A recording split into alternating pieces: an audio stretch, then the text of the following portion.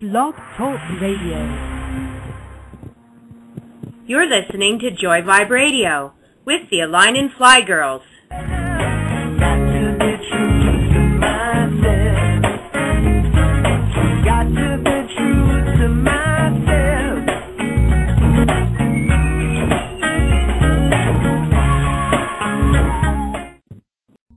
Hello everybody, welcome to Joy Vibe Radio. This is Natasha Martincic, also known as Ashvata elsewhere, from Slovenia, Europe. I am a member of a Master Heart group of 8 women with various unique talents who are inspiring each other and others to align and fly into their highest and best possibilities. I would also like to say hello to all of Slovenian listeners. Lep pozdrav, vsem poslušalcem v Sloveniji in dobrodošli na radiju Joy Vibe ali vibraciji radosti.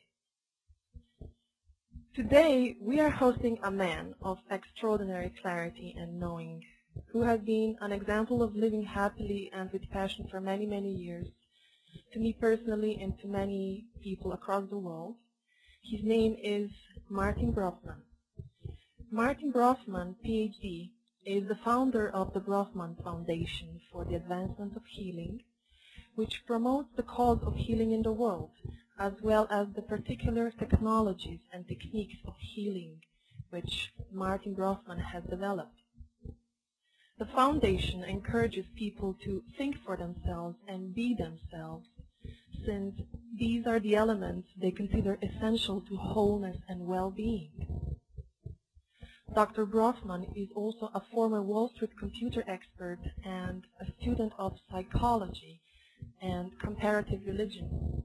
He developed the body mirror system and the vision workshop through his experiences of releasing himself of a terminal illness, which traditional medicine had considered hopeless and untreatable, and returned to perfect health.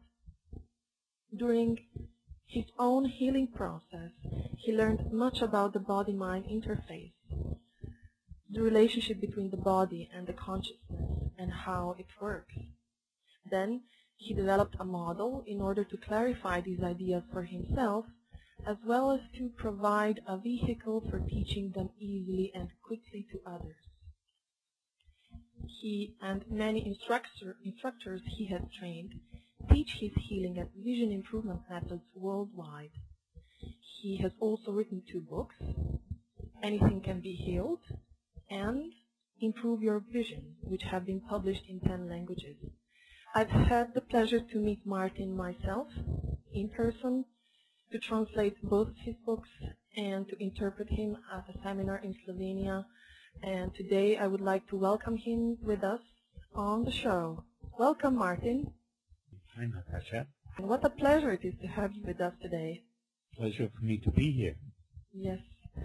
You know, what I would like to focus on today's show with you is the relation between individual abundance and co-creation.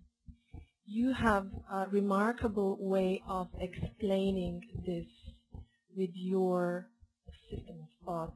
So before we go on to the relationship between individual abundance and co-creation, could you sum up your philosophy in one sentence? In one sentence.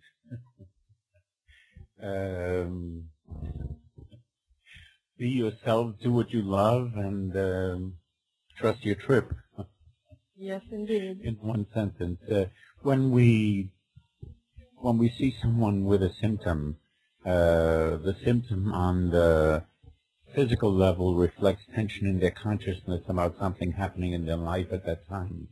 So basically we can say, show me someone with a symptom, I'll show you someone who's unhappy about something. So then Bernie Siegel has said happy people are much less likely to have any kind of symptom. And what that means to me is do what makes you happy and stop doing what makes you unhappy. And trust that. Yes, very simple. And many people would agree with that, yet they would somehow find it difficult to let go of things that make them unhappy. How would you suggest they make this transition to doing more of the things that make them happy. How did that happen for you? Well, normally if we're just discussing it like this, it sounds like a philosophical discussion.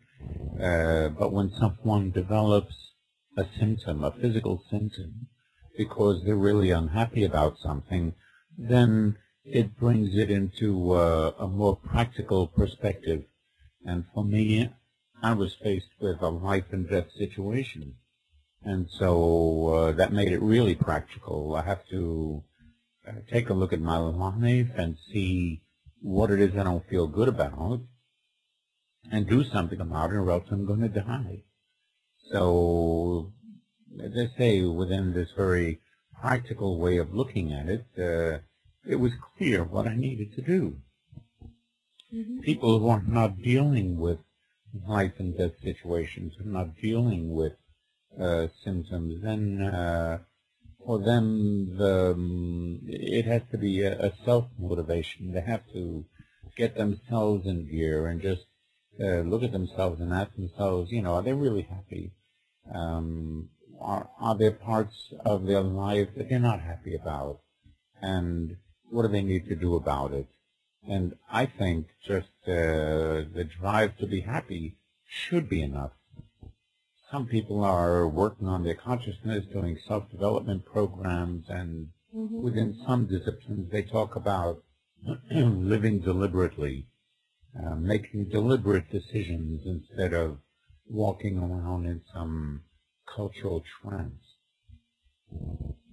Yes, just by following your passions, following your heart desires, just doing what makes your heart sing, and simply letting go of other things that don't make your heart sing is the best choice in life. Well, we're told by people who work with consciousness that if we listen to our inner voice, our intuition or our instinct, it guides us to success and fulfillment. And this inner voice speaks a really simple language. Either it feels good or it doesn't. And everything else is politics.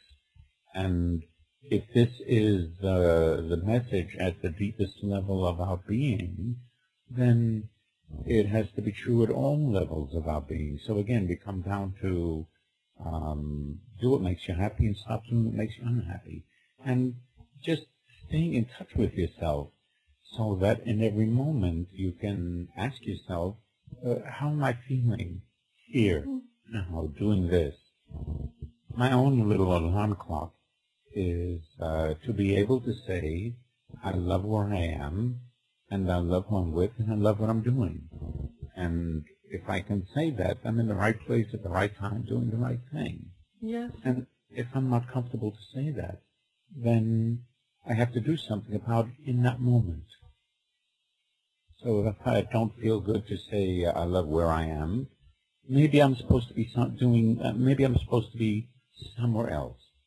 If I'm not comfortable to say I love who I'm with, love being with this person right now, well, maybe I'm not supposed to be with this person right now. I'm not comfortable to say I love what I'm doing. I have to be doing something different. And in this way, with this kind of self-inquiry, you take a look inside at how you're feeling about what you're doing in the here and now. And so it's not just a mental exercise. It's a practical thing that we apply moment to moment in our everyday life. Very practical indeed. I've always enjoyed your simple philosophy, the way you explain things, and I think you have also just answered all the questions I've had for you. But I believe that there are things that we can explain even more so that our listeners can get the most out of the show. So how could you say that this inner sense of guidance translates into the relation, or let's say into the path to our individual abundance? And when I say abundance, I mean not just financial abundance, but abundance of health, abundance of clarity, abundance of happy moments, abundance of friends. Okay, I use a map of the consciousness. So we can say that everything that we experience, everything that's possible for us to experience, can be divided into 7 categories. And each portion of your consciousness is associated with one of these energy centers, one of these chakras. And the chakra that I associate with prosperity and abundance is the throat chakra. And the throat chakra is about expressing you. That can be about communicating. It can be about expressing what you want or expressing what you feel. Or it can be about just expressing you in what you're doing. So, if we're talking about abundance, we can say most people, it seems, in order to earn a living, are doing something that they don't really enjoy. Mm-hmm. And that's what I would more associate with the solar plexus chakra. It's working with the Judeo-Christian work ethic, where you begin with a perception of a lack, something that's missing in your life, and you need to do something about it. And if you don't do, you don't get. So you do to get. Mm-hmm. So you have to do something you don't really enjoy in order to get money, in order to have the thing that you enjoy. But the dynamics at the throat chakra are different. You don't do to get, you do to do. So, for example, this radio program you're doing it because it feels good to do it. Yeah. That's your motivation. And when you come from this motivation, then the universe supports you in that. Things happen in a particular way. If we talk to the people who have really been a success in life, if we talk to Richard Branson, for example, and we ask, what's your secret? He says, live your passion. Mm-hmm. And that means do what you really enjoy.